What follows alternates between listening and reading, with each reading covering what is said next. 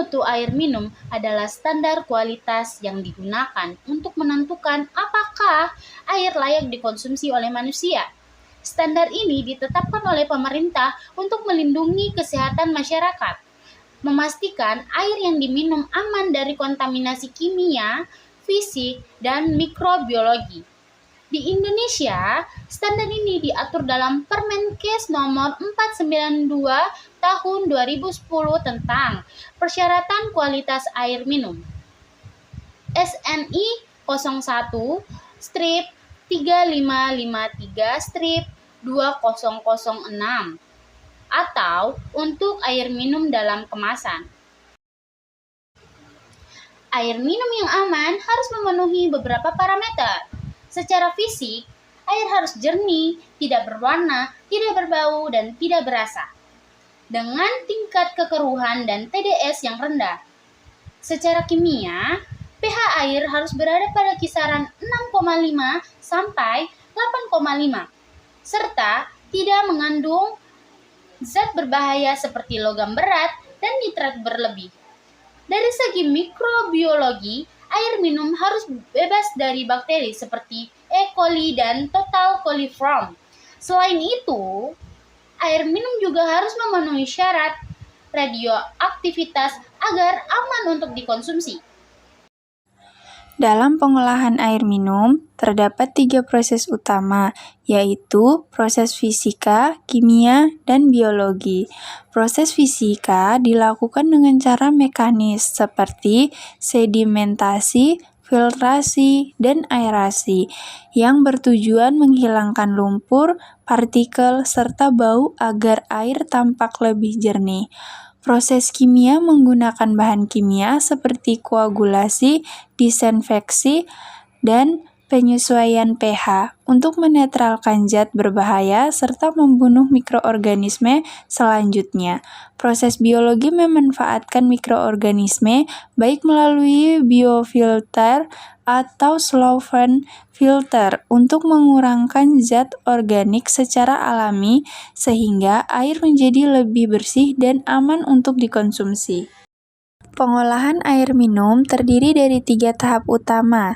Tahap pertama adalah pengolahan primer yang bertujuan menghilangkan kotoran fisik berukuran besar hingga sedang melalui proses penyaringan, pengendapan, dan filtrasi awal sehingga air menjadi lebih jernih. Tahap kedua adalah pengolahan sekunder, yaitu proses lanjutan untuk menghilangkan zat organik, bakteri, dan kotoran halus melalui koagulasi, biofilter, dan filtrasi pasir halus. Tahap terakhir adalah pengolahan tersier yang berfungsi memastikan air benar-benar aman untuk diminum melalui proses disinfeksi, filtrasi akhir, dan menghilangkan zat kimia tertentu agar air memenuhi baku mutu air minum. Pernah kepikiran nggak gimana air laut yang rasanya asin bisa berubah jadi air minum yang aman? Teknologi ini ternyata sudah dipakai di banyak negara dan hasilnya luar biasa. Yuk kita bahas prosesnya secara sederhana.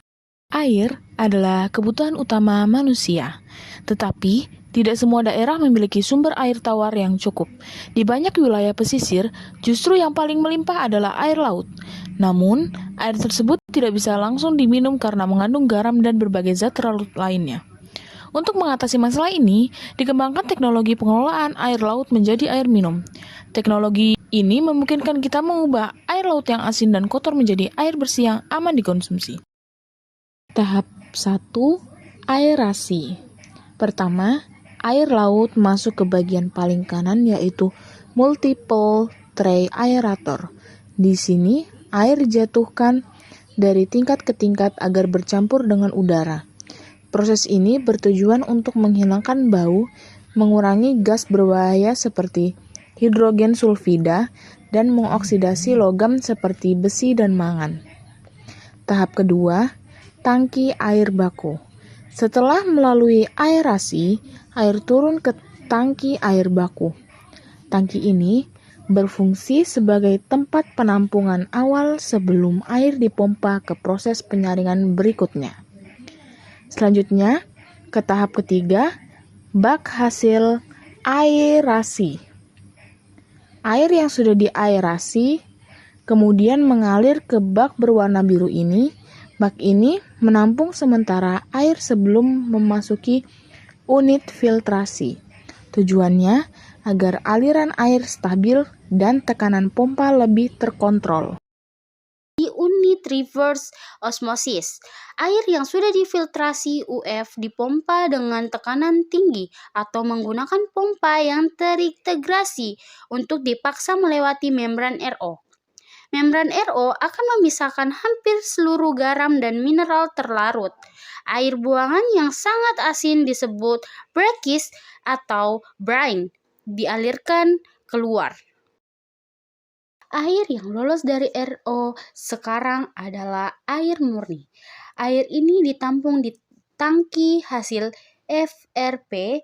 Tangki ini berisi air yang sudah layak disebut air baku atau air murni dengan TDS totalan dissolved solids yang sangat rendah. Tahap 6. Ultrafiltrasi UF. Dari tangki hasil FRP, air dialirkan ke unit ultrafiltrasi. Sistem UF ini mampu menyaring bakteri, virus, dan partikel mikroskopis.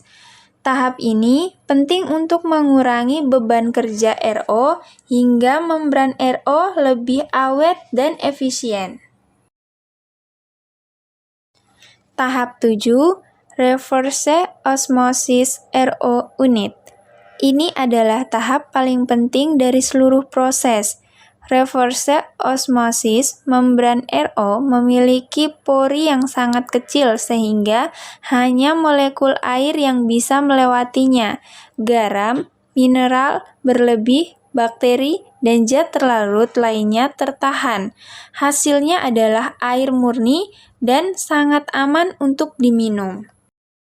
Tahap 8. Bak penampungan air bersih. Air hasil RO kemudian ditampung di bak warna biru ini. Inilah air bersih yang sudah siap diminum atau diproses ke tahap distribusi.